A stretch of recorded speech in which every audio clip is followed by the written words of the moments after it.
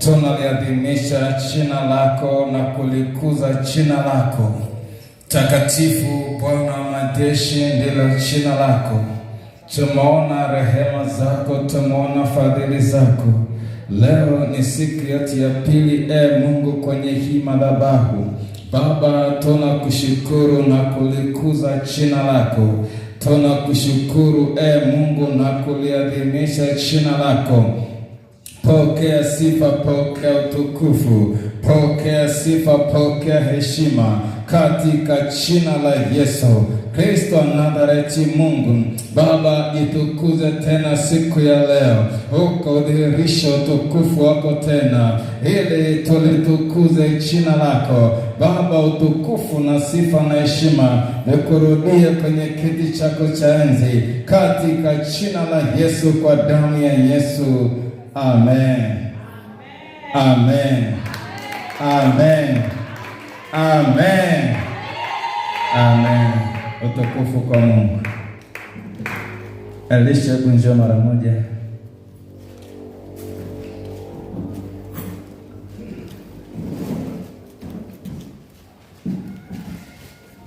Bwana Yesu asifiwe. Amen. Leo ni siku yetu ya pili ya kusimama kwenye hii madhabahu.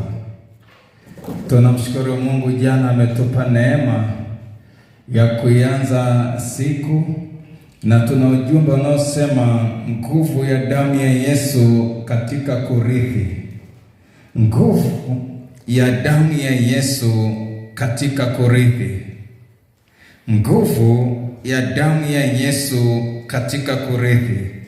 Hii ni wiki ambayo imebeba sana kuomba, na jana tulipata nafasi angalau ya kuanza kuomba, na tutaendelea zaidi kadiri Mungu anavyotupa neema. Tutaendelea kuomba zaidi. Bwana Yesu asifiwe. Kwenye kitabu kile cha Wagalatia 3:29, hapo ndipo kwenye msingi wa mafundisho yetu wiki hii. Wagalatia 3 mstari ule wa 29. Galatia 3 mstari ule wa 29. Hapo kuna vitu Mungu anaviachilia vya kutusaidia. Biblia inasema, na kama ninyi ni wa Kristo, basi mmekuwa uzao wa Ibrahimu na warithi sawasawa na ahadi. Na kama ninyi ni wa Kristo, basi mmekuwa uzao wa Ibrahimu na warithi sawasawa na ahadi. Bwana Yesu asifiwe. Sajana tuliangalia kidogo, hadi tunatafuta kuweka msingi. Tuliangalia kidogo kwa habari za Ibrahimu. Tuliangalia kidogo namna ambavyo Ibrahimu aliweza kwenda na Mungu, lakini namna ambavyo tulipookoka tunaunganishwa kupitia damu ya Yesu, na tukaona thamani ya damu ya Yesu. Sasa tuligusa kidogo, tukaona zipo ahadi nyingi za Mungu hatujazirithi.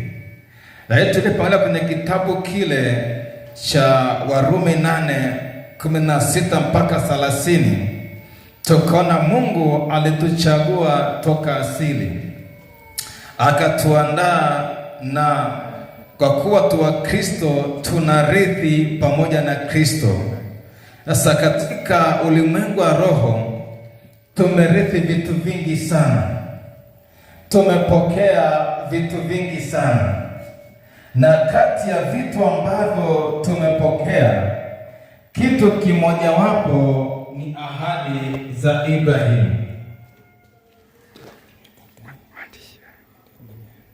Kitu kimojawapo ni ahadi za Ibrahimu. Ahadi za Ibrahimu tunazirithi kwa imani, kiagano, kupitia damu ya Yesu.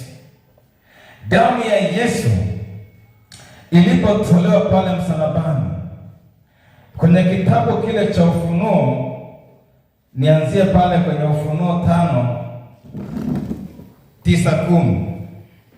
Kwa nini tunakiri hiyo damu ya Yesu? Kwa nini akasema kwa kuwa wamekuwa ni Wakristo, ni warithi sawasawa na ahadi? Kitabu cha Ufunuo 5:9-10 nasema, nao waimba wimbo mpya wakisema, wastahili wewe kukitoa hicho kitabu na kuzifungua muhuri zake, kwa kuwa ulichinjwa ukamnunulia Mungu kwa damu yako watu wa kila kabila na lugha na jamaa na taifa, ukawafanya kuwa ufalme na makuhani kwa Mungu wetu, nao wanamiliki juu ya nchi. Bwana Yesu asifiwe. Sasa kile ambacho kinazungumzwa kwenye kitabu cha Wagalatia pale 3, anachokisema tafsiri yake ni hii, kwamba sisi ambao tulikuwa si taifa, tulikuwa si kabila, anasema na kama ninyi ni Wakristo, basi mmekuwa uzao wa Ibrahim, warithi sawasawa na ahadi. Sasa kutokana na Ufunuo 5:9-10 kilichofanyika pale baada ya kununuliwa, tumeingizwa kuwa ni Wakristo kwa imani, na kwa kuwa ni Wakristo tuna haki za msingi za kurithi sawasawa na ahadi. Bwana Yesu asifiwe. Amina. Haleluya kanisa. Amen. Kwa sisi tunarithi ahadi za Ibrahim, zile ahadi ambazo Ibrahimu aliahidiwa na Mungu. Sisi nasi tupo ndani ya hizo ahadi. Changamoto ipo kwenye kuomba.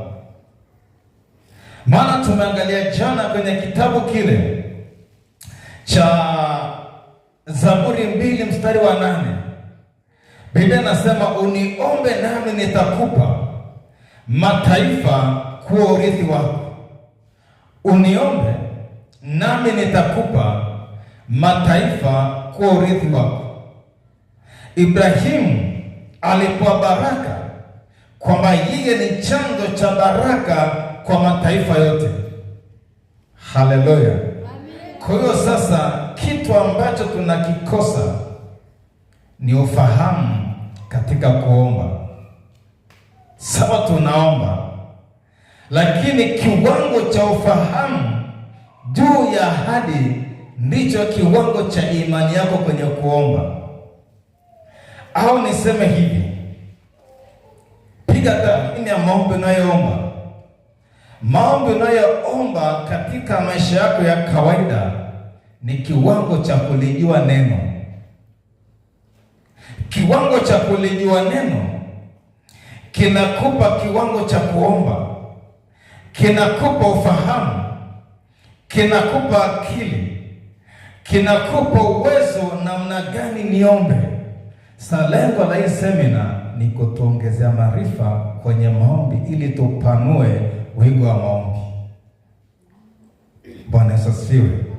Lengo kuu ni kupata ufahamu kwenye kuomba ili tupanue kiwango chetu cha kuomba. Bwana Yesu asifiwe. Amina. Haja tuingia sasa kwenye pointi ya leo, tuangalie ahadi ya baraka. Ahadi ya baraka kwa Ibrahim tuiangalie leo. Kitabu kile cha Mwanzo 12:1-3. Tuangalie ahadi ambayo Ibrahimu alipewa na Mungu, ahadi ya baraka. Kwenye kitabu cha Mwanzo 12:1-3 Biblia inasema hivi: Bwana akamwambia Abraham, toka wewe katika nchi yako na jamaa zako na nyumba ya baba yako, uende mpaka nchi nitakayo kuonesha, nami nitakufanya wewe kuwa taifa kubwa na kukubariki na kulikuza jina lako, nawe uwe baraka. Nami nitawabariki wakubarikiao, nao naye akulanie nitamlaani, na katika wewe jamaa zote za dunia watabarikiwa. Bwana Yesu asifiwe. Amina. Haleluya kanisa. Amen. Asa siku Ibrahimu anaitwa, moja vipaumbele ambavyo Mungu alivyowekeza kwa Ibrahimu ni baraka. Haleluya. Amen. lakini cha kwanza akaambiwa, toka kwenye nyumba ya baba yako, toka kwenye nchi ya baba yako, nami nitakupa nchi ya kurithi. Bwana Yesu asifiwe. Amen. Sasa changamoto ya kwanza, kwa nini haturithi ahadi za Ibrahimu? Cha kwanza ni kukosea kwenye kanuni. Ibrahimu, kanuni ya kwanza aliambiwa, toka katika nchi ya baba yako, katika nyumba ya baba yako, nami nitakupa nchi ya kurithi. Sasa Ibrahimu baba yake alikuwa anaabudu miungu mingine. Mungu alichomwambia sio tu kutoka kwa kawaida, bali ni kutoka kwenye ibada za miungu ya baba yake. Cha kwanza ni kuacha kutambika kama baba yake, lakini cha pili ni kuingia kwenye maombi ya kujitenga na maagano ya miungu ya baba yake. Sababu baba yake alikuwa na miungu, na ile miungu iliwafunga kiagano. Kwa Mungu anaposema toka kwa baba yako, sio toke kimwili ama kiroho. Na ishara ambayo itakuonyesha kwanza unaanza kutoka ni kuwa tofauti na ndugu zako ambao hawajamjua Yesu, hawajampokea Yesu. Natumia lugha nyepesi kidogo. Maagano ya miungu ya ukoo inatengeneza aina moja ya maisha kwa ukoo mzima, kwa waliookoka na ambao hawajaokoka. Kuna magonjwa kwenye ukoo yanapiga waliookoka na ambao hawajaokoka. Kuna umaskini kwenye ukoo unapiga waliookoka na ambao hawajaokoka. Kuna kufeli kwenye masomo kunapiga waliookoka na ambao hawajaokoka. Kuna kufeli kwenye ndoa kunapiga waliookoka na ambao hawajaokoka. Sasa kiashiria cha kwanza kwamba sasa umeanza kutoka ni kuona umeanza kuwa tofauti na ndugu zako ambao hawajaokoka. Kimfumo kamili wa maisha. Bwana Yesu asifiwe. Bado hamjanipata kidogo. Hebu angalia changamoto zako zote. Orodhesha changamoto zako 12 kwenye maisha yako. Sio kama nakwambia ziandike, lakini hebu ukitafuta muda andika changamoto za maisha yangu, alafu weka 1, andika 2, andika 3, andika. Orodhesha 12 ulizonazo, alafu angalia kwenye ukoo wenu changamoto unazozipata zinapata 100% ndugu zako. Ni ishara kwamba Mungu anakuambia toka kwenye nchi na nyumba ya baba yako. Haleluya. Sasa unatokaje? Tunatoka kwa njia ya maombi. Tutajifunza kidogo namna kushughulikia au namna kujitenga na asili. Changamoto kubwa ambayo inatutesa wapendwa ni asili ya kwetu. Asili ya kwetu. Bwana Yesu asifiwe. Amina. Angalia hali ya kiuchumi ya kanisa ilivyokuwa ni changamoto. Lakini unapoangalia hali ya uchumi wa kanisa, unaangalia ndani hizo familia na hizo koo zao zote ni hali ya aina moja. Lakini hali ya changamoto nyingine ni changamoto kwenye ndoa. Kile ambacho kinalikumba kanisa kinakumba jamii yote inayozunguka kanisa. Kwa hiyo ni mifumo ya miungu katika ulimwengu wa roho. Kwa maombi tunatakiwa tuyafanye sana ni kujitenga na madhabahu za baba zetu ili baraka zitokee. Ponesa siwe. Sasa twende kwa Ibrahimu kwenye baraka. Mungu anamwambia kukubariki nitakubariki. Alafu cha pili anasema nawe uwe baraka. Bwana Yesu asifiwe. Si kama unaelewa hapo. Mungu anakubariki. Alafu wewe si kwamba unawabariki wengine, ila wewe ni chanzo cha baraka kwa wengine. Wakati na tafakari, nimeona kitu kikubwa kidogo ndani yake, kwamba kuna viwango Mungu anavitafuta ndani ya kanisa, na waliovipata ni wachache sana ndani ya kanisa. Yanasema nawe uwe baraka. Sasa ukishakuwa baraka, popote ulipo, wewe ni chanzo cha baraka za eneo. Nikupe mfano mwepesi ambao utaelewa kirahisi. Mfano wa Yusufu. Alipokuwa nyumbani kwao, Yusufu alikuwa chanzo cha baraka na ndugu zake hawakujua.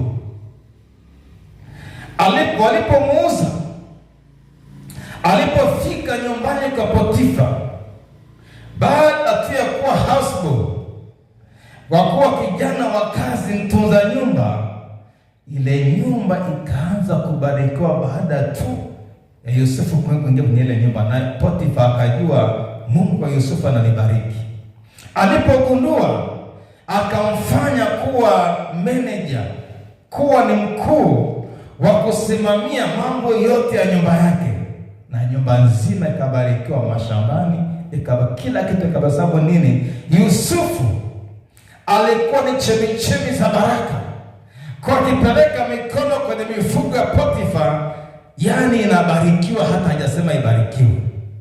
Akienda akigusa shamba la Potifa, limebeba baraka, yani linabarikiwa. Akiingia kwenye nyumba ya Potifa, nyumba nzima inabarikiwa. Nini? Yeye ni chanzo cha baraka.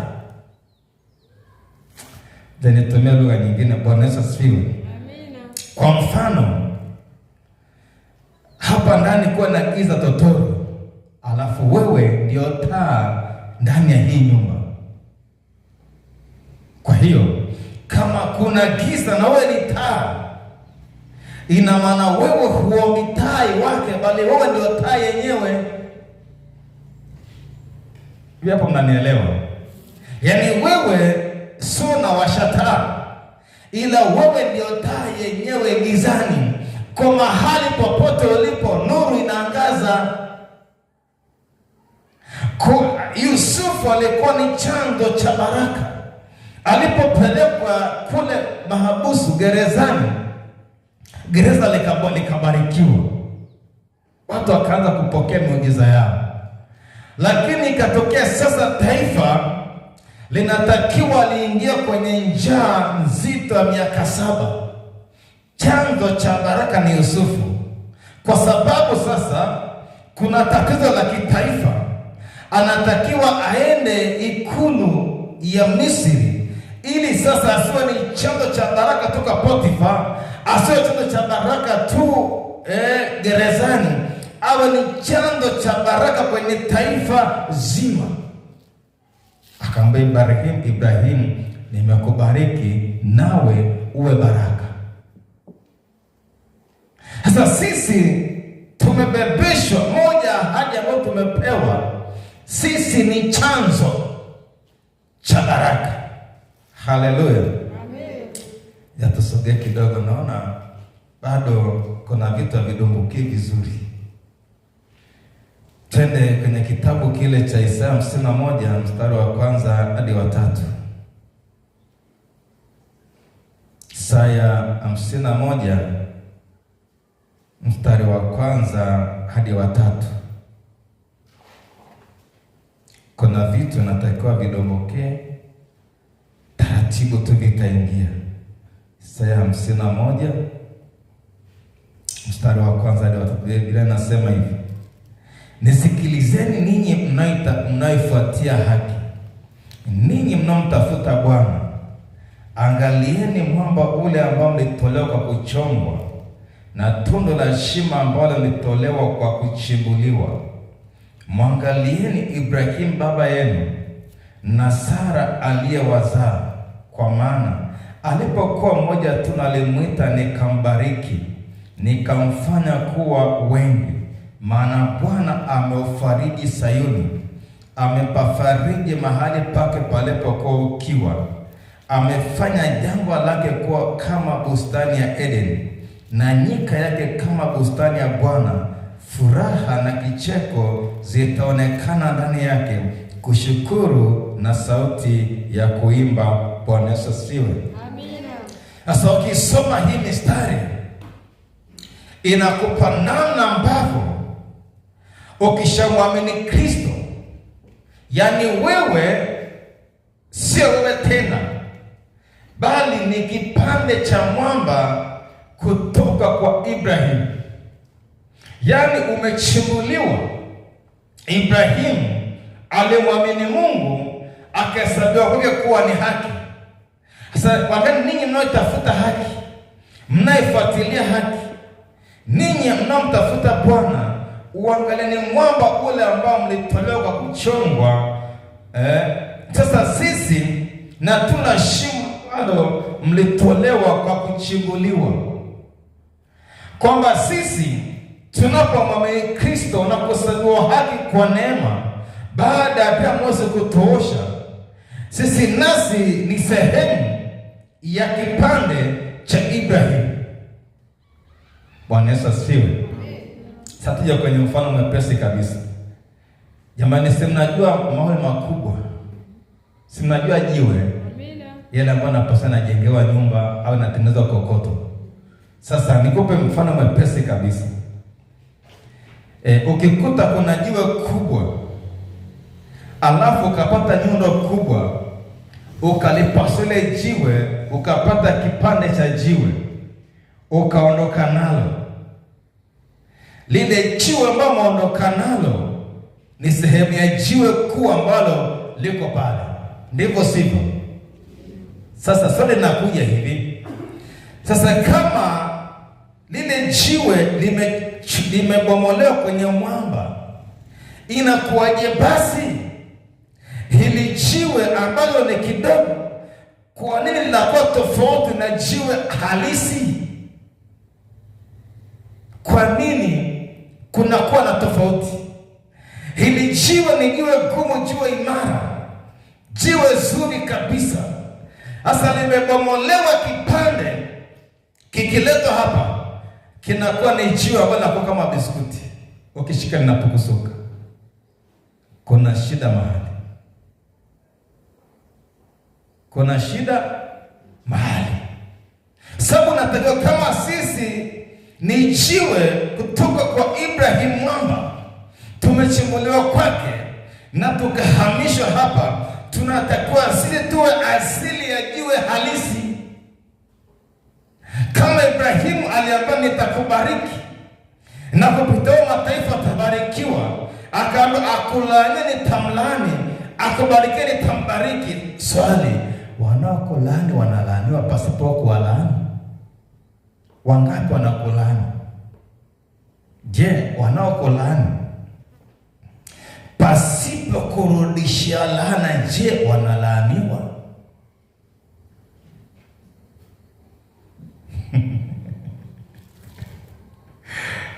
Tunasema mtumishi, kwa kweli mimi ni laana tu zinanigonga, wala sioni tofauti. Yaani natakiwa hivi, anayekufanyia kituko chochote kimrudie pasipo kumwombea mabaya.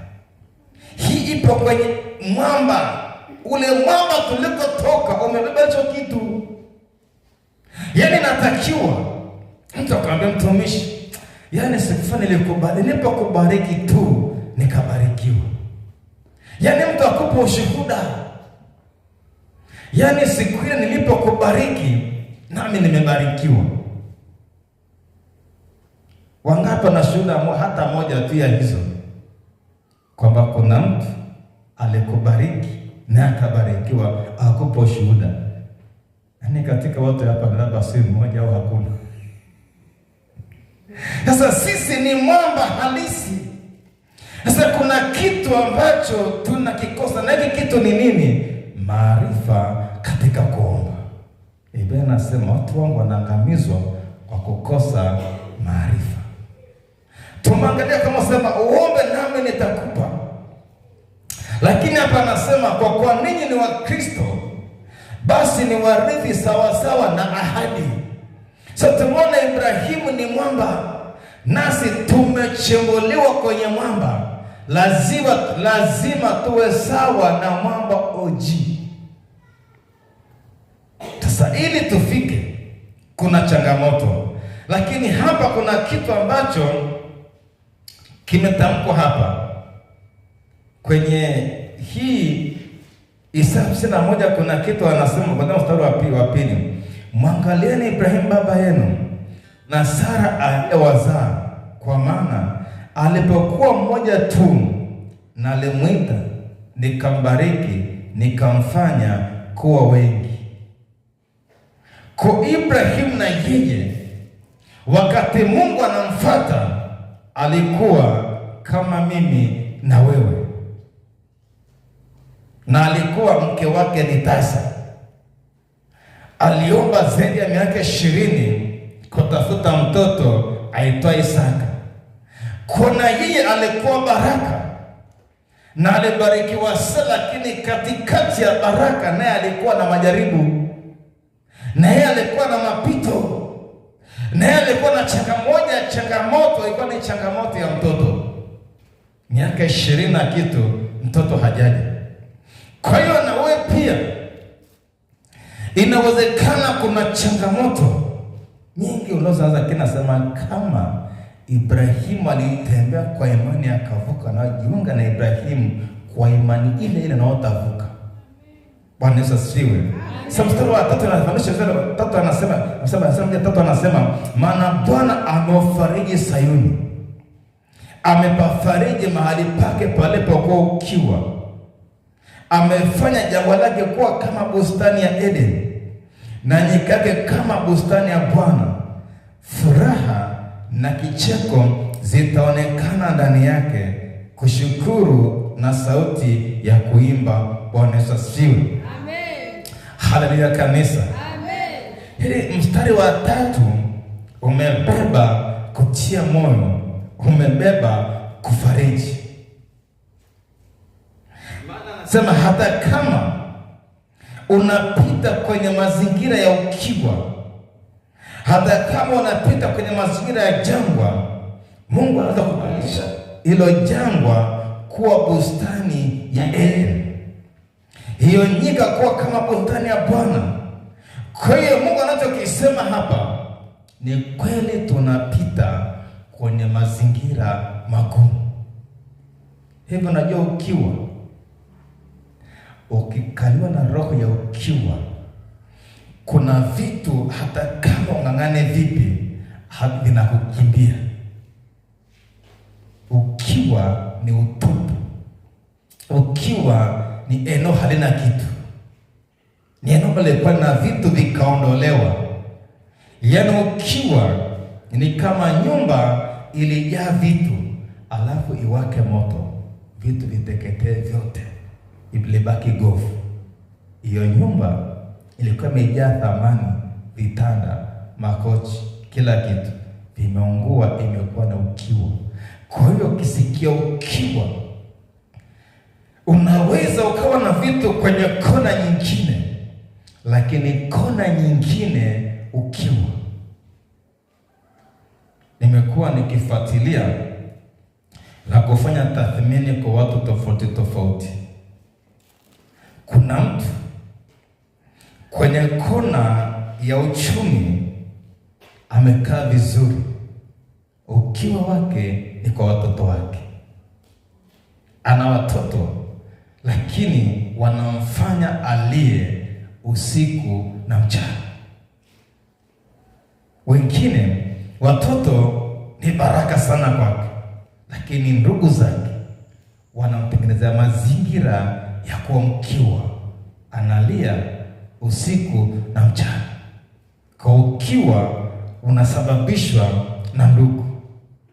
Mwingine ukiwa umeachiliwa kwenye afya, mwaka mzima anapita kwenye kulia magonjwa. Yaani magonjwa yanafaa kupeana zao. Kwa ukiwa umeachiliwa kwenye afya yake, kwa ukiwa unaweza ukapita kwenye kona yoyote, kwenye mazingira yoyote. Nanipata hapa? Unaweza ukawa na pesa sana, lakini ukawa ni mkiwa pamoja na pesa zako. Ukiwa unakujaje? Kila unapoweka malengo mazuri kupitia pesa, kuna jambo linatokea, pesa inafutika. Pesa ikifutika, amani imerejea. Kwa hiyo, ingawa unapata pesa nyingi, lakini malengo yako juu ya pesa hayapo, umeachiliwa ukiwa kwenye uchumi. Bwana Yesu asifiwe. Amen. Hujasikia mtu anakuambia, mwaka jana nilishika hela nyingi sana, lakini sijui zimeishaje. Anakuambia, nilivuna sana nikapata hela nyingi, lakini sijui zimeshaje. Hujasikia mtu akisema kitu kama hicho? Ni roho ukiwa. Yaani ukiwa unakuja mahali kuna vitu vinapeperushwa, panabakia utupu. Sasa nasema hata kama upo jangwani, hata kama unapita kwenye ukiwa, nasema kuna majira ya Bwana atakuja, atakurejeshea. Lakini cha msingi, rudi kwenye imani ya Ibrahimu. Rudi kwenye mwamba ulipochimbuliwa. Na kwamba Ibrahimu alikuwa na mtoto, lakini aling'ang'ana mpaka akaja kwenye maombi. Aling'ang'ana. Kwa haijalishi una ukiwa kiwango gani, tukisimama kwa imani kwenye maombi, kuna mahali tunavuka wiki. Amina. Kuna mahali unakwenda kuvuka. Amen. Anasema jangwa lako litageuzwa kuwa bustani ya Eden, na nyika yako itageuzwa kuwa bustani ya Bwana. Anasema furaha na kicheko zitatokea kwenye familia. Haleluya. Kwa nini? Wewe ni chanzo cha baraka. Tutasoma mbele kule, tutasoma kwenye kitabu kile, tutasoma pale mbele kwenye kitabu cha Warumi. Kwenye Warumi anasema wazi, viumbe vyote vinaugua pamoja na wana wa Mungu, vikisubiria wana wa Mungu waingie kwenye utukufu, na wao waone huo utukufu. Kwa maisha yako yote ambayo unayapitia, yanasubiri uvuke ili kila kitu kivuke. Kama na watoto, misiba kwa watoto wako wanasubiri uvuke na wao wavuke. Haleluya. Kwamba ukivuka ukarudi kwenye mwamba ulikotoka, aisee, kuna kitu mwaka huu kitabadilika. Bwana Yesu asifiwe.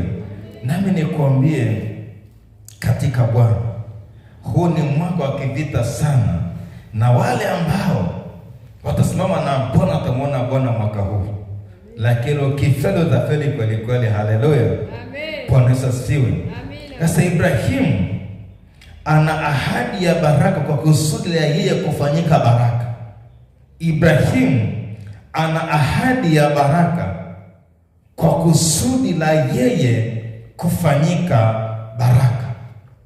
Sasa wakati Mungu anakutafuta, wakati anakufuatilia, cha kwanza, wakati unaomba ahadi ya Ibrahimu ya baraka, atalenga kwenye moyo. Umelenga kusudi gani kwenye moyo wako?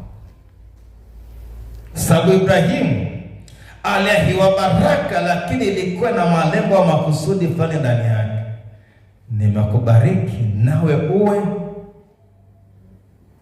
uwe baraka.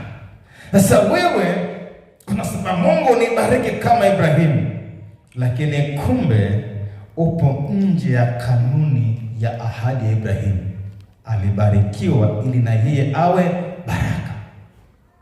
Kwa Mungu akiona moyoni mwako una malengo mazuri, moyo wako umeshuka, umepondeka vizuri, kama Mungu lazima aone una kitu cha ziada kuliko wenzako wanapoomba, kwamba ukipata hizo baraka Mungu atapata faida gani? Mungu atapata faida gani? Ufalme utapata faida gani? Utapata nini? Ufalme utapata nini? Sasa kuna namna Mungu anatafuta watu ambao atawekeza kwao wawe sababu ya wengine kuona hizo baraka. Lakini wengi tulio wengi, ubinafsi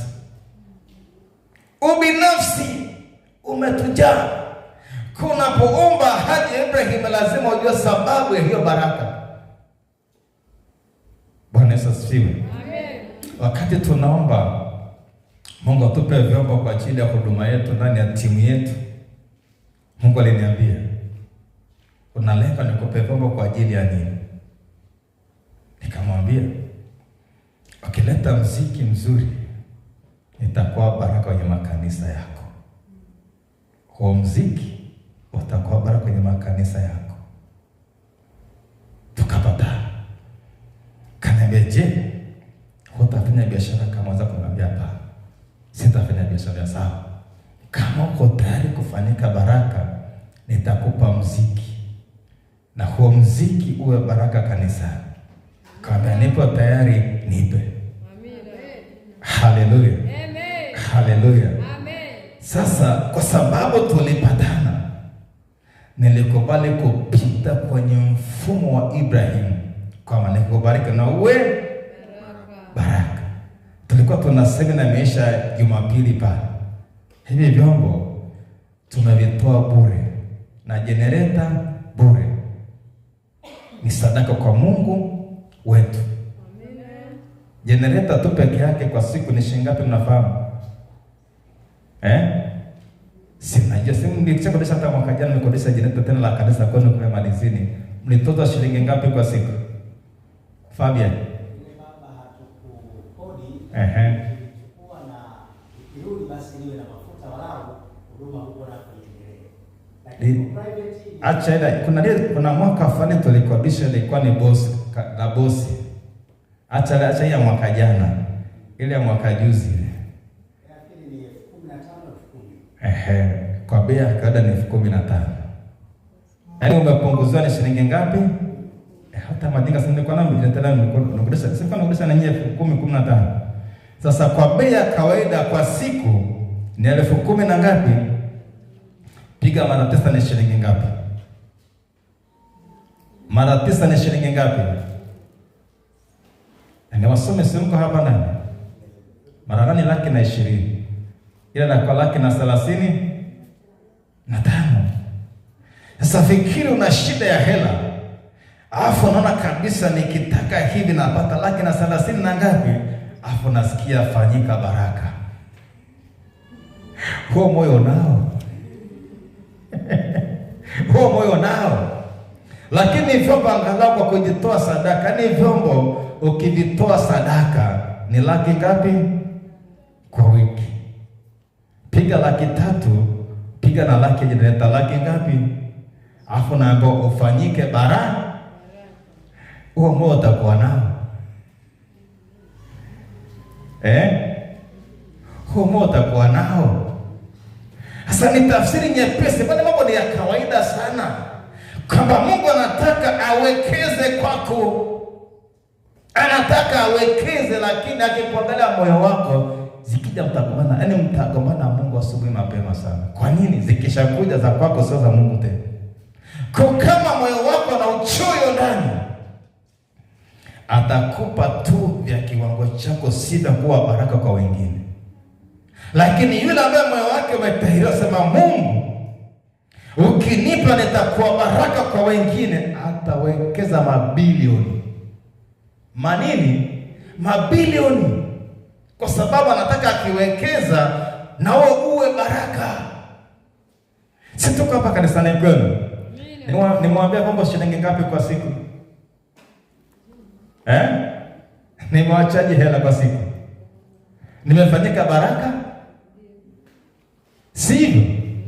Kuna kupa mifano mepesi ya kawaida sana, lakini ni nani ana moyo kama huo?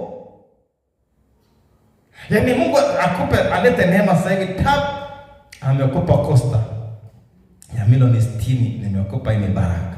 Alafu anakuambia nataka mkienda siku kwenye ibada wapakie watu bure. Alafu tuliza atakalipa mafuta ni nani? Alafu naambia kama kuna kwaya naenda mahali, toa bure. Kama kuna safari ya kanisa, toa. Katikati ni nani atakaye kubali hicho kitu hapo? Uweke mafuta, alafu wapakie bure. Piga tu hesabu za kawaida, sababu tunavyoviongea ni vya kawaida mno. Yaani sio vya Marekani, niko hapa Tanzania hapa. Ya kwamba Mungu akiwekeza, je, utakuwa tayari? Kama Bwana amekupa usafiri mzuri, yaani kanisa likitaka usafiri, jamani wapenda, msipate shida, upo. Nitapeleka bure, kuwarudisha bure. Sasa shida iko hapo kwamba ahadi ya Ibrahimu unapoiomba lazima uwe na vigezo na masharti ya kupokea. Uwe na vigezo na masharti. Haleluya, haleluya. Amen. Mama Ruba anauza sabuni. Afu ambaye sasa leo kiwanda kizima toa sadaka kanisani, ametengeneza katoni ngapi, peleka sadaka zote. Mtaji utakufa. Ndipo atakapopitia, mtaji utafanya nini? Utakufa.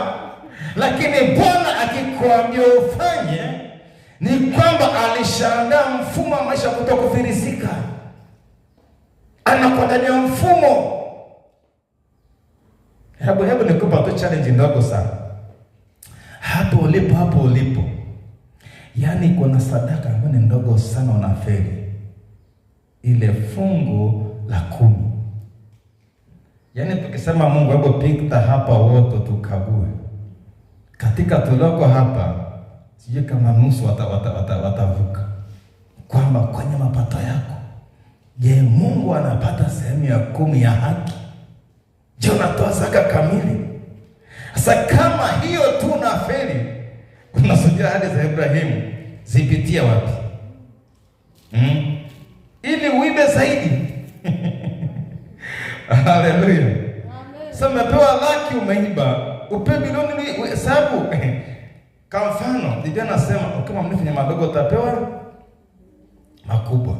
Sasa Mungu amekupa 300,000 tu. Fungu la 10 nasema hii ni nyingi sana, unatoa 3,000. Takotoa 30 na 3,000. Je, wewe si mwizi? Kwa hiyo upewe ndio ibe zaidi. Sasa Mungu atatafuta ni nani ambaye ana moyo wa kutoa, atasema okay, ngoja nipitishie hapa.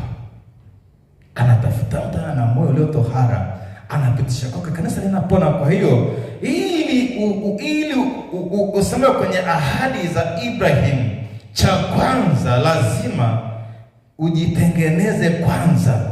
Usiombe kitu ambacho huwezi kukibeba. Bwana asifiwe. Amen. Haleluya.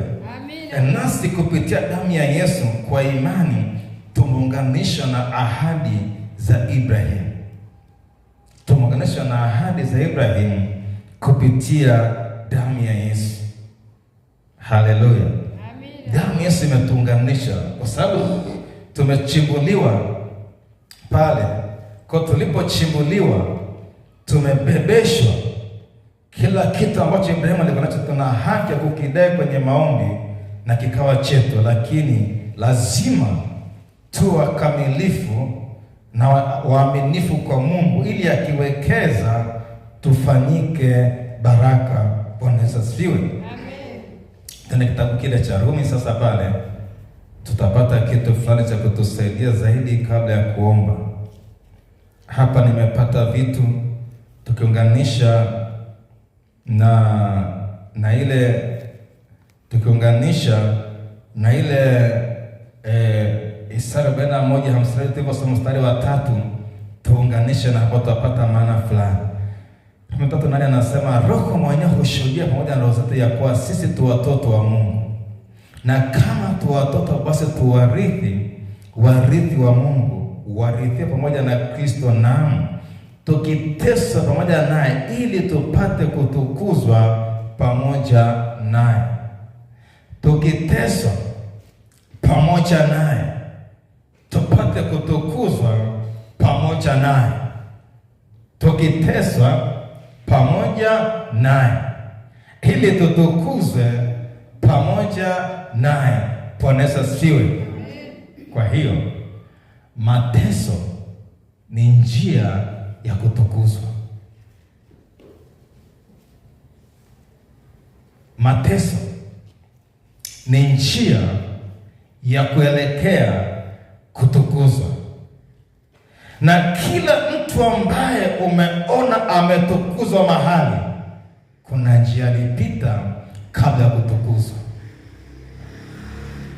Mtu yoyote ambaye amefanikishwa na Mungu tunayemwabudu sisi, yeyote ambaye amepita kwenye mfumo wa baraka, kabla baraka kuna mateso alitokea, akavumilia, akavuka, kisha akatukuzwa. Bwana Yesu asifiwe. Amen. Sasa shida kanisa ni hii, yanapokuja mateso anasema, je, hivi Mungu yupo na mimi au kisha niache? Hatujui sababu ya hayo mateso, hatujui malengo ya hayo mateso.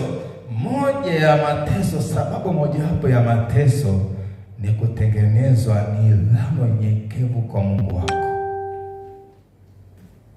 kwa sababu kuna mahali unapita mpaka akili inagoma, elimu inagoma, ufahamu unagoma. Ndugu wanasema haiwezekani, ukoo wanasema haiwezekani, wapendwa wanasema kwamba haliwezekani.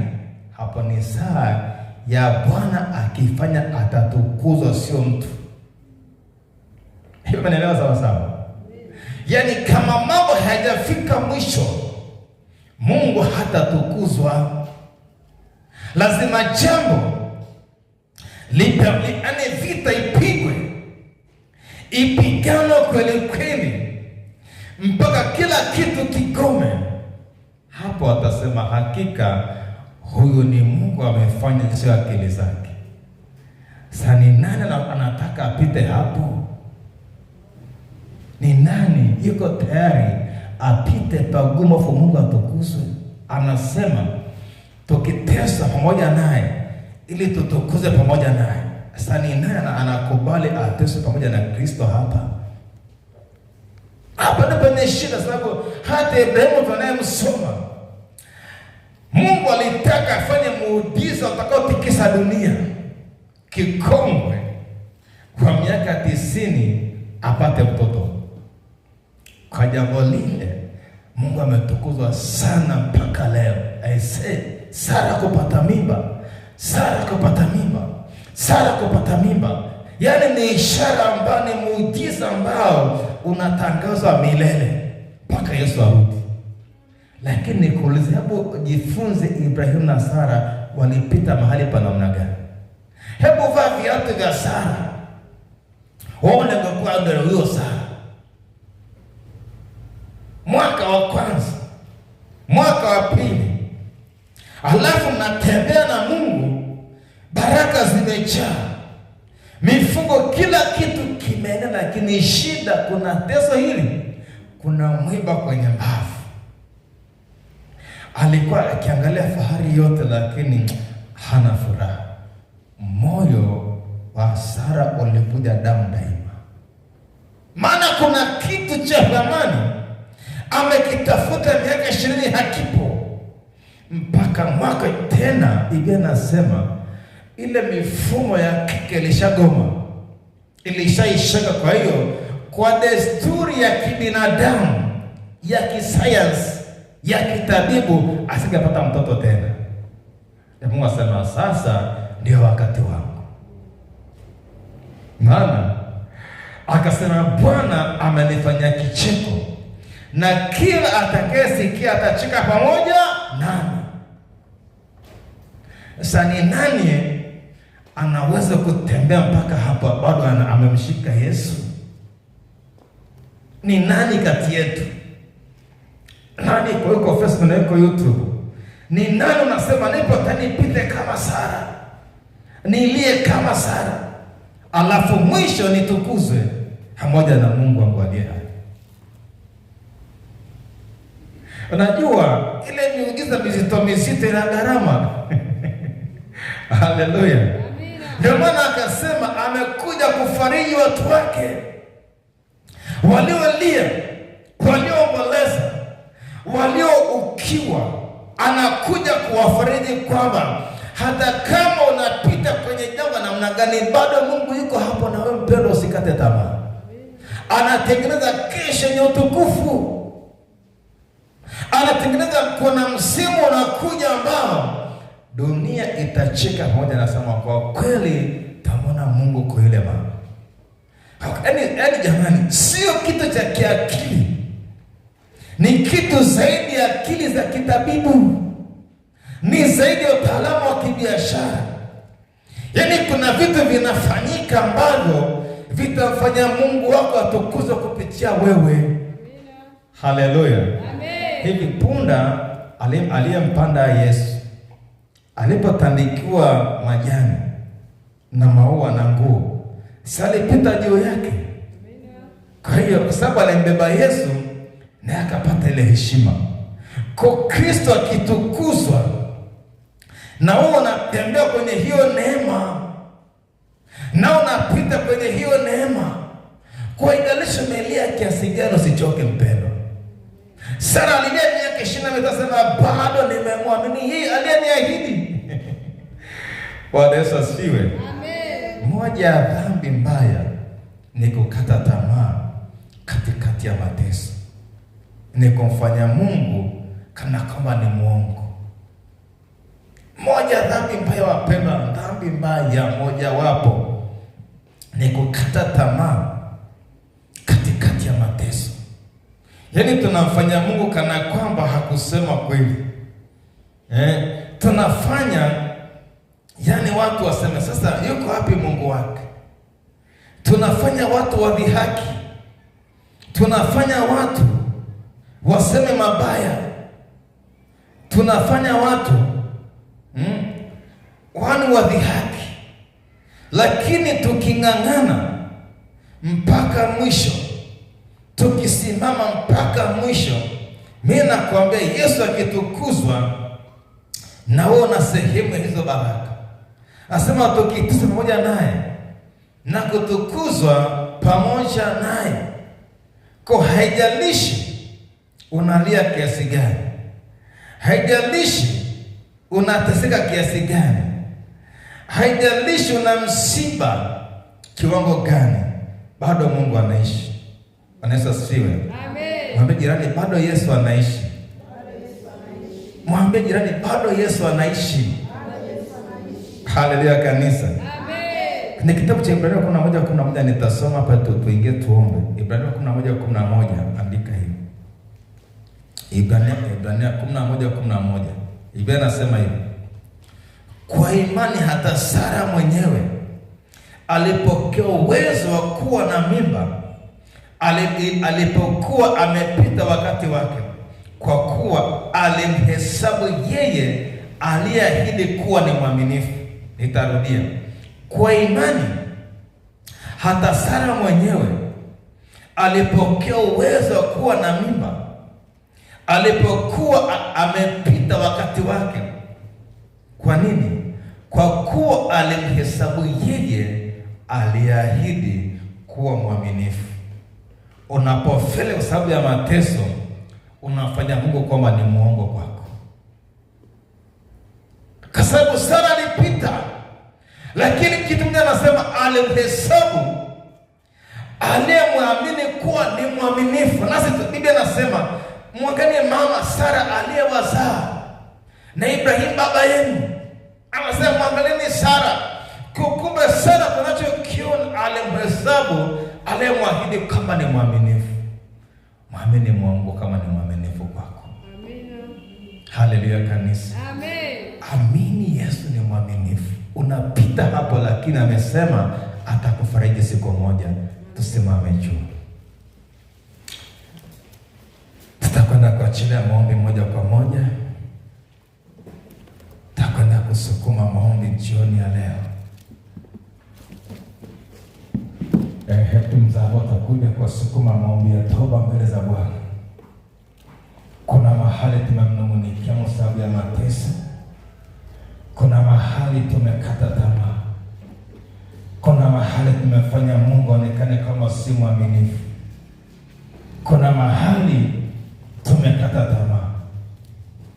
Kuna mahali tumezimia moyo. Turudi kwa toba, mwambie Bwana turehemu tena. Mwambie Bwana tufadhili tena. Mwambie Bwana tuko tayari tena, tupe nafasi nyingine. Leo tutapita tu kwenye toba. Unaposogea achilia sadaka yako mbele za Bwana. Achilia sadaka kwa Bwana. Haya, waimbaji kumbe tu. Haya, karibu tumwabudu Mungu, tunaachilia sadaka. Tumwabudu Mungu wetu aliye hai. Tunapomwabudu Mungu tutakwenda kusukuma toba kwa Bwana.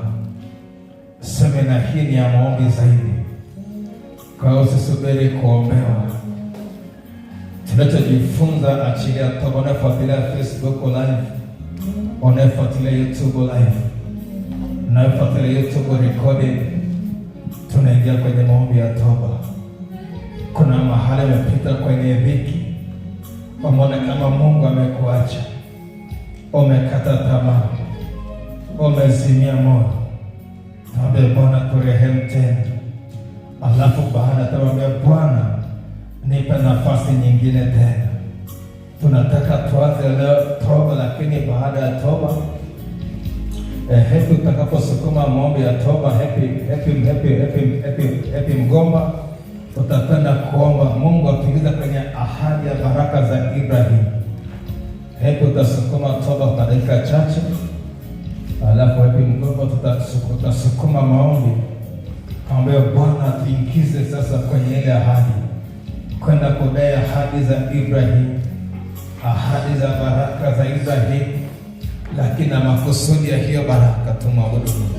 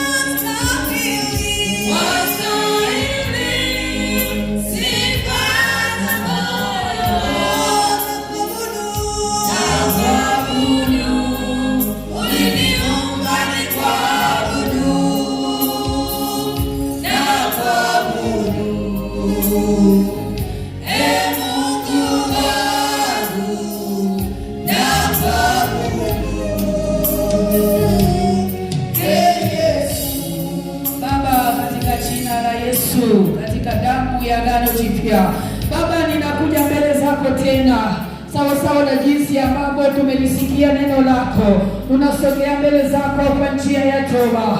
Ninaomba toba, ninaomba rehema pale ambapo Bwana nimechoka katikati ya mateso. Katikati ya mateso nimeshindwa kutazama msalaba. Katikati ya mateso nimekaa chini. Mungu, kumbuka rehema, kumbuka msamaha. Ninaomba toba, ninaomba rehema kwa ajili ya kuchoka kwangu, kwa ajili ya kushindwa kwangu, kwa ajili ya kukata tamaa.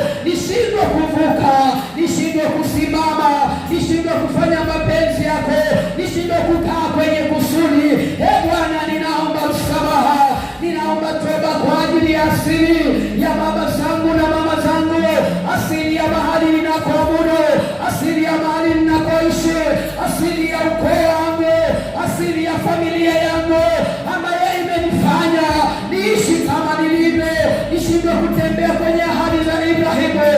Bwana, kumbuka rehema, kumbuka msamaha Bwana, kumbuka msamaha Bwana, na kuiachilia damu ya Yesu, na iachilia damu ya Yesu, na iachilia damu ya Yesu kwenye asili za baba yangu, kwenye asili za mama yangu, kwenye asili za kabila yangu, kwenye asili za ukoo wangu ambazo zimenisababisha niwe hivi nilivyo, nishindwe kusogea kiimani, nishindwe kurithi baraka za rohoni na za mwilini. Bwana, kumbuka rehema, Bwana, kumbuka rehema, uiachilie damu yako initoe kwenye hiyo asili, hiyo damu ya agano jipya, hiyo damu ya agano jipya, itoe nafsi yangu kwenye asili, itoe nafsi yangu kwenye misingi, itoe nafsi yangu kwenye misingi, kwenye hiyo misingi ya uganga, kwenye hiyo misingi ya uchawi wa baba zangu ambayo inanipelekea nishindwe kufikia ahadi za Ibrahimu. Bwana, kumbuka rehema, Bwana, kumbuka rehema, na kuiachilia damu ya Yesu, iachilie damu ya Yesu, iachilie damu ya Yesu, iachilie damu ya Yesu, iachilie damu ya Yesu kwenye asili za baba yako, kwenye misingi ya baba yako, kwenye asili za baba yako, kwenye misingi ya baba yako ambayo inakugarikisha, inakufanya ushindwe kufikia kusani, kufikia ahadi za Ibrahimu. Kwa damu ya Yesu Kristo, kwa damu ya Yesu Kristo, na iachilia damu ya Yesu kwenye hiyo misingi iliyoshikilia nafsi yangu, hiyo misingi ya uganga, hiyo misingi ya uchawi wa baba zangu, hiyo misingi ya matambiko ambayo imeshikilia ahadi zangu.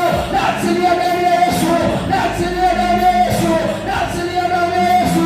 Roho masekepo, romanda roho seke, kumbuka rehema Bwana, kumbuka rehema Bwana, hizo nira, rehemu hizo nira, rehemu hizo nira zilizofungamanishwa na mila na desturi, nikashindwa Bwana kufikia ahadi za Ibrahimu. Kumbuka rehema, iachilie damu ya Yesu, iachilie damu ya Yesu, ikate hizo nira, nakata hizo nira, nakata hizo nira, nakata hizo nira, nakata hizo nira. Roho sikia mando, roho manda roho seke, damu ya agano jipya, damu ya agano jipya inaenda kukata nira, hizo nira za asili, hizo nira za misingi ya baba zangu, hizo nira za matambiko zinakatika, maana Mungu amenisamehe, Mungu amenirehemu. Nakata hizo nira, nakata hizo nira. Roho mando roho, roho mando roho, rikia mando roho, rikia mando roho, roho mando roho.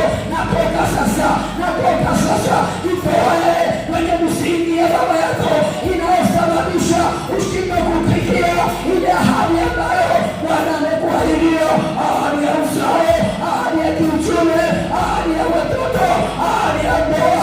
Achilia damu ya Yesu, achilia damu ya Yesu, damu ya Yesu inanitoa, damu ya Yesu inanitoa, damu ya Yesu inanitoa. Roho popo limanga roho, hiyo damu ya Yesu, hiyo damu ya Yesu, hiyo damu ya Yesu inanisaidia, inanisaidia. Nachomoka, nachomoka, nachomoka kwa jina la Yesu. Roho kasiki, limanga roho, roho mandara pasiki, limanga roho sakapa, limanga roho, limanga roho, roho popo sikia manda, limanga roho. Ayachilia damu ya Yesu, achilia damu ya Yesu pale ambapo fahamu wangu, fahamu zetu, fahamu za makutano zimeshikiliwa na falme za miungu ya mahali pa juu, miungu ya baba, miungu ya mama, miungu ya makabila, miungu ya ukoo, miungu ya miji tunaishi. Na achilia damu ya Yesu, iachiliwe, iachiliwe, fahamu ziachiliwe, akili ziachiliwe, tuweze kuelewa na maandiko, tuweze kuzikumbuka na ahadi ambazo Bwana ametukusudia. Fahamu wangu achiliwe, fahamu za makutano, fahamu za makutano ziachiliwe, hiyo damu ya Yesu kwenye akili yangu iweze kuelewa na maandiko, iweze kuzikumbuka na hali za Bwana. Roho usikia limandoloko, achilia damu ya Yesu, achilia damu ya Yesu kwenye akili yako, kwenye ufahamu wako, kwenye nia yako, kwenye moyo. Damu ya Yesu, damu ya Yesu, damu ya Yesu, damu ya Yesu. Unanembea ya kwamba hatutalia tena, ya kwamba hatutalia tena, ya kwamba hatutalia tena, ya kwamba hatutalia tena. Roho sikia mano. Biblia inasema ya kwamba ufalme wa Mungu unatekwa na wale wenye nguvu. Maandiko matakatifu yanasema ufalme wa Mungu unatekwa na wale wenye nguvu. Maombi sio kitu cha kucheza cheza. Kuteka ufalme wa Mungu sio kitu chepesi. Tunaposema tunatakiwa kulisi baraka za baba yetu Ibrahimu, lazima ujue kuna vita, kuna mchakato, kuna mapambano.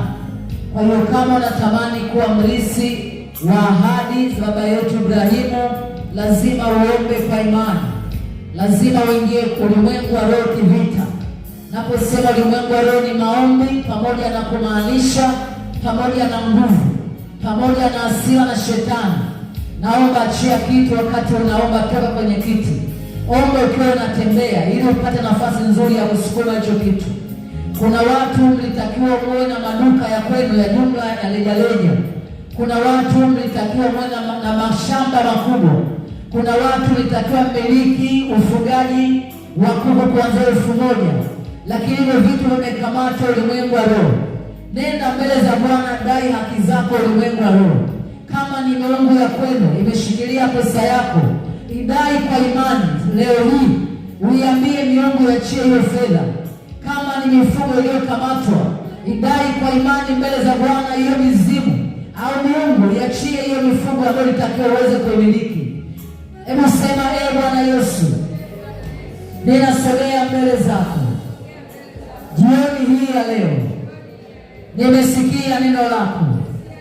Ni kweli Bwana, mimi ni sehemu ya uzao wa Ibrahimu. Kama vile Ibrahimu alivyobarikiwa akaitwa baba wa mataifa mengi, na siku hii ya leo kwa jina langu mimi ni mtoto wa Ibrahimu kiroho, na kwa imani, kwa ahadi ambayo Mungu alimwahidi baba yetu Ibrahimu, siku hii ya leo nimegundua ya kwamba maisha niliyo nayo siyo maisha ya kwangu, niliyokusudiwa na Mungu. Siku hii ya leo nimegundua ya kwamba hata afya yangu siyo afya ambayo nilikusudiwa na Mungu. Siku hii ya leo nimegundua ya kwamba hata mfumo wa maisha ninayoyaishi leo siyo maisha ambayo nimekusudiwa na Mungu. Mungu aliye hai, ninaingia kwenye ulimwengu wa roho na damu ya Yesu.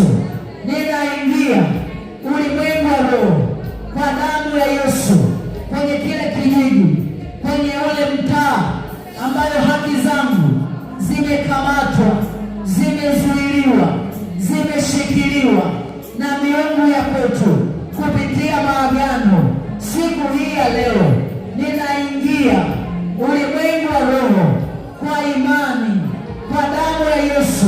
Hata kama kuna sadaka zimetolewa, sadaka za mbuzi, sadaka za kondoo, sadaka za kuku, sadaka za fedha, sadaka za vitu, mimi ninaingia kinyume na hizo sadaka. Mimi ninaingia kinyume na hizo sadaka. Ninaingia sasa kwa sadaka ya damu Yesu. Ninaingia sasa kwa sadaka ya damu Yesu, katika jina la Yesu. Enyi miungu ya ukoo, enyi roho za mababu, enyi roho za mabibi na ndugu wa aina zote ambao mmeshikilia haki zangu kiroho, haki ya kumiliki pesa, haki ya kumiliki mifugo, haki ya kumiliki afya, haki ya kumiliki kazi, haki ya kumiliki mashamba, haki ya kumiliki eneo, haki ya kumiliki taifa, haki ya kumiliki mkoa. ninaingia sasa kwa damu ya Yesu. Nenda sasa kwa imani mbele za Bwana. Nenda kwa imani mbele za Bwana. Achia kiti. Achia kiti, toka kwenye kiti. Unaweza ukatembea ukaja kwenye madhabahu. Ukisikia kupiga magoti, piga tu magoti mbele za Bwana. Ukisikia kuomba ukiwa unatembea, tembea tu mbele za Bwana. Hata kama uone kitu cha kuomba, ipeleke tu damu ya Yesu kwa imani. Peleke tu damu ya Yesu kwa imani. Peleke tu damu ya Yesu kwa imani. Dai haki zako ulimwengu wa roho. Dai baraka zako ulimwengu wa roho. Dai baraka zako ulimwengu wa roho. Hata ndoa utakiwa uwepo nayo. Kuna watu sahihi mlitakiwa uwepo kwenye ndoa, lakini hampo kwenye ndoa kwa sababu kuna vita ulimwengu wa roho imekamata baraka ya ndoa. Ingia ulimwengu wa roho na damu ya Yesu. Ingia ulimwengu wa roho na damu ya Yesu. Ingia ulimwengu wa roho na damu ya Yesu. Ingia ulimwengu wa roho kwa damu ya Yesu. Paza sauti tu mbele za Bwana. Paza sauti tu mbele za Bwana. Paza sauti tu mbele za Bwana. Dai haki ya afya yako. Kuna watu mlitakiwa sahihi mtumikie Mungu aliye hai, lakini kupitia magonjwa hamwezi kumtumikia tena Bwana. Hamwezi kumtumikia tena Bwana. Kuna watu wameshikiliwa rohoni. Kuna watu wamefungwa rohoni. Kuna watu nyakati zenu zimefungwa ulimwengu wa roho. Kuna wakati majira yenu yamefungwa ulimwengu wa roho. Mwaka huu 26, ingia kinyume na vifungo, ingia kinyume na maagano, ingia kinyume na laana, ingia kinyume na maagano ya ukoo, yale maagano ya maskini, maagano ya kutokuwa na ndoa, maagano ya kutokuwa na pesa. Ingia ulimwengu wa roho kinyume na hayo maagano. Ingia kinyume na ulimwengu wa roho kwa damu ya Yesu. Yuko damu ya Yesu jioni ya leo inaenda kututetea juu ya vifungo. Yuko damu ya Yesu jioni ya leo inaenda kuondoa hayo mazio ya kumiliki pesa ambayo ulitakiwa umiliki kwenye maisha yako. Kuna pesa imekamatwa. Kuna pesa ipo kuzimu. Kuna pesa ipo kwenye madhabahu za ukoo. Kuna pesa imeshikiliwa na wachawi. Kuna pesa imeshikiliwa na wenye wa nchi. Nenda ulimwengu wa roho kwa damu ya Yesu. Baba, katika jina la Yesu ninasogea mbele zako jioni ya leo. Ninasogea mbele zako jioni ya leo. Nasogea mbele zako Bwana jioni ya leo. Nimelisikia neno lako jioni ya leo. Biblia inasema imani huwa inakuja kwa kusikia neno la Bwana. Tumesikia neno la Bwana jioni ya leo ya kwamba sisi ni warisi pamoja na Ibrahimu baba yetu. Tunaona baba yetu Ibrahimu alikuwa ni baba wa mataifa mengi. Alikuwa ni baba wa mataifa mengi. Alikuwa baba wa mataifa mengi. Jina lake ni mbarikiwa. Kila alipokuwepo aliitwa mbarikiwa. Kila alipoingia aliitwa mbarikiwa. Alipokanyaga ardhi aliitwa ni mbarikiwa. Alipoleta mifugo aliitwa mbarikiwa. Alipomzaa Isaka aliitwa mbarikiwa. Alipoingia kuabudu Mungu aliitwa mbarikiwa. Na ndio maana aliitwa yeye ni rafiki kwako. Hakuwa mwanadamu wa kawaida kama mimi nilivyo mwanadamu wa kawaida. Hakuwa mwanadamu wa kawaida kama mama huyu na baba huyu alivyokuwa wa kawaida. Ibrahimu alikuwa ni mbarikiwa. Alikuwa ni baba wa mataifa mengi. Katika sehemu ya Ibrahimu mimi pia nipo ndani yake. Katika sehemu baraka za Ibrahimu mimi nipo kwenye hizo baraka.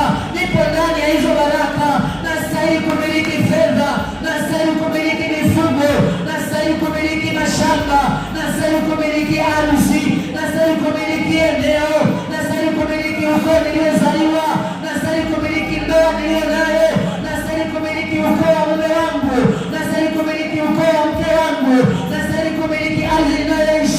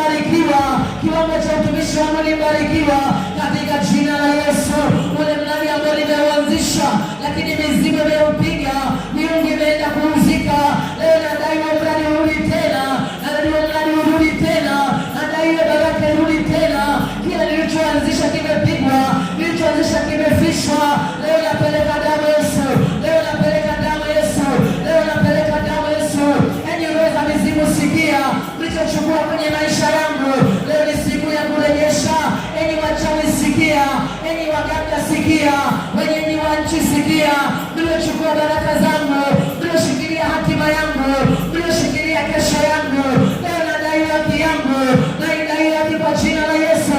Rejesha kile mliochukua, rejesha kwa damu ya Yesu, rejesha kwa jina la Yesu, rejesha kwa damu ya Yesu, rejesha kwa jina la Yesu. Afya mlioshikilia, amani mlioiondoa, leo nirejesha tena, leo nirejesha tena. Bwana kunifanyia kicheko, Mungu anaenda kunifanyia kicheko, Bwana nifanyia kicheko. Machozi niliyolia inatosha, aibu niliyopitia inatosha, ziaka nilizoziakiwa inatosha, katika jina la Yesu. Inatosha Mungu, machozi niliyolia inatosha, inatosha Mungu. Leo ukiwa niliyotembea nayo, hebu ikatae leo ukiwa kwenye maisha yako. Nenda mbele za Bwana, ikatae leo ukiwa, jikumute leo ukiwa kwenye maisha yako, jikumute leo ukiwa kwenye kinywa chako, kumuta leo ukiwa kwenye mwili wako, kumuta leo ukiwa kwa watoto wako, kumuta leo ukiwa kwenye ndoa yako. Unapoanza kutafakari habari ya ndoa, unajihisi ya kwamba ni mkiwa. Unapotafakari habari ya watoto wako, unajihisi ya kwamba ni mkiwa. Unapotafakari mahali unaishi, unapotafakari nyumba unayokaa, unapotafakari chakula unachokula, unajihisi ya kwamba ni mkiwa. Kataa leo ukiwa kwenye maisha yako, kataa leo ukiwa kwenye maisha yako, katika jina la Yesu.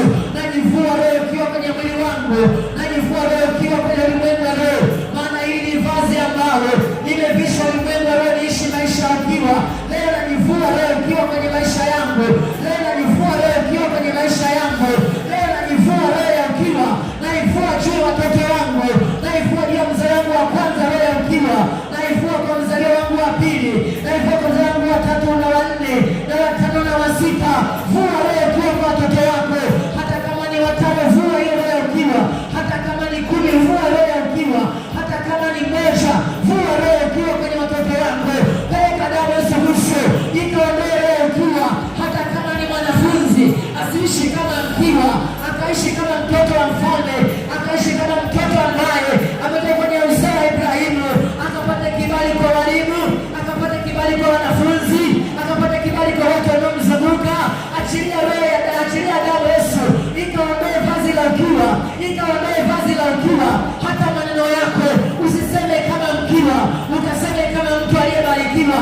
Hata maombi yako usiombe kama mkiwa, omba kama mtu aliyebarikiwa.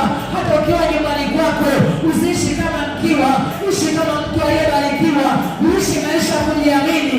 Kama wewe ni kijana, vua leo ukiwa kwenye maisha yako, vua leo ukiwa kwenye maisha yako.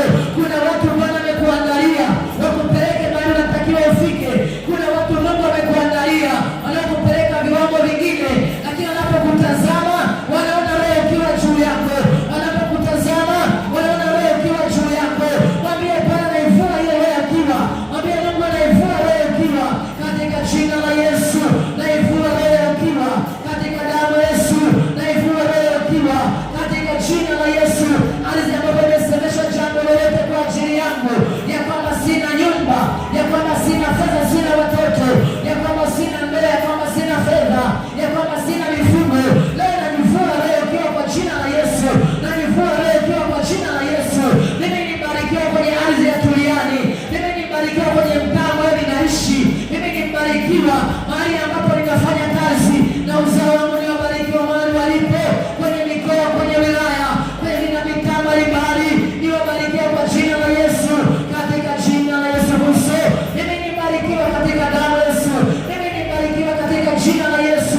Nayatia kuoga ya maombi katika jina la Yesu. Endelea kuomba. Hebu omba Mungu akupe ahadi za Ibrahimu. Alimwambia Ibrahimu, nimekubariki, nakubariki nitambariki, nakulaani nitalaaniwa. Hebu tamka, mwambie Bwana, ninasogea kwenye madhabahu yako, nimetambua haki yangu kwamba mimi ni mbarikiwa. Hebu kataa kulaaniwa na watu, mwambie Bwana, atakeni laani, laani mrudie mwenyewe, atakeni bariki, mbariki na yeye. Hebu tamka hiyo ahadi, ikiri kwenye kinywa chako, iambie ardhi, sikia, mimi nimebarikiwa, laana haina mlango kwangu. Atakeni laani, inamrudia mwenyewe, atakeni bariki, amebarikiwa. Hebu achilia maombi, achilia ni ahadi. Hiyo ni ahadi ambayo umeipata, maana tumechimbuliwa kwenye mwamba ambao anaitwa Ibrahimu. Yesu ni jiwe katika wale mwamba. Mama Ibrahimu aliambiwa, akulaani nitamlaani, akubariki, tambariki. Hebu tamke ahadi, ikiri kwa kinywa chako, mwambie Bwana, ni haki yangu kuanzia leo sitalaaniwa. Anayenilaani itamrudia mwenyewe, anayenibariki baraka itamfuata na yeye, katika jina la Yesu. Unayefuatilia Facebook, unayefuatilia YouTube, anana kwenye maombi, anana kwenye maombi, achilia maombi. Una neno umeachiliwa. Huu ni mwaka wa kuomba, huu ni mwaka wa kuomba. Hizo ni haki za msingi. Kama ni jiwe umetoka kwenye mwamba, unaitwa Ibrahimu, hiyo ni haki yako. Dai hiyo haki, dai hiyo ahadi. Baba, katika jina la Yesu, wewe ni Mungu mwaminifu. Mungu amesema unayembariki, unayembariki amebarikiwa, unayembariki amebarikiwa. Ndio maana hata Balaamu alipoitwa mlaani Israeli akasema, ni mlaanije yeye ambaye Bwana amembariki. Kama kinyume cha laana ni kubarikiwa. Nami leo ninakiri nimebarikiwa na ahadi za Ibrahimu ni sehemu ya maisha yangu. Nami natamka leo ndani ya mwaka huu, ninatamka mimi nimebarikiwa. Atakayenibariki naye abarikiwe. Kwenye mwaka 2026 atakayenilaani, hiyo laana isinipate, nimrudie mwenyewe. Bwana amesema akulaanie nitamlaani, akubarikie nitambariki. Bwana kama Ibrahimu, nimekubariki ufanyike baraka. Nami mwaka huu 2026 ifanyike baraka. Mungu uliye hai, watumishi wako ambao wanafuatilia Facebook na YouTube, Mungu unawaleta mahali walipo. Bwana, mwaka huu uwabariki, mwaka huu uwabariki. Mungu akubariki mwaka huu, akubariki ukafanyike baraka. Anayekulaani, hiyo laana mrudie. Anayekubariki, hiyo baraka nayabarikiwe katika jina la Yesu. Hiyo ni haki yako. Mungu amesema omba nami nitakupa. Anana kwenye maombi, ashiria maombi ya kwamba huu ni mwaka baraka, itamkie baraka. Hapa mwaka huu Bwana ameruhusu ahadi za Ibrahimu zikuchilie, ahadi za Ibrahimu zikutafuta ulipo, zikufikirie kwa jina la Yesu. Achilia maombi. Mungu uliye hai, katika jina la Yesu. Sara alikuhesabu kama ni mwaminifu hata kati ya kushindwa, hata kati ya dhihaka. Maana tazama, hata Hajiri alipopata mtoto alimdhihaki Sara. Kwa jina la Yesu, nasi tunasimama kwenye madhabahu yako kwa damu ya Yesu. Mungu tumelia, Mungu tumeomboleza, lakini mwaka huu huo ni mwaka wa faraja. Ukatufariji Bwana, haya majangwa uyageuze bustani ya Edeni katika jina la Yesu. Tumepita kwenye mateso, ila mwaka huu tukatukuze pamoja na Kristo. Mwaka huu tukatukuze pamoja na Kristo kwa jina la Yesu, kwa damu ya Yesu. Mungu uliye hai, ahadi zako zitimie katikati ya watoto wako wanaotafutia haki. Wao ni jiwe ambao walichimbua kutoka kwa Ibrahimu. Ibrahimu ni mwamba, nasi ni mawe. Mungu, sisi ni sehemu ya hizo ahadi, nasi tunadai ahadi za Ibrahimu. Mwaka huu hizo baraka zikachipuke mwezi wa pili, mwezi wa tatu, mwezi wa 4, mwezi wa 5, mwezi wa 6, mwezi wa 7, mwezi wa 8, mwezi wa 9 na mwezi wa 10 na wa 11 na wa 12. Hizo baraka za Ibrahimu zikachipuke kwa jina la Yesu. Zile baraka za Ibrahimu zikachipuke kati yetu na watoto wetu na familia zetu kwa jina la Yesu, kwa damu ya Yesu. Amen. Amen. Amen. Mungu abariki. Shangilia Bwana Yesu. Kwa imani imekuwa. Amen. Karibu mratibu. Ongeza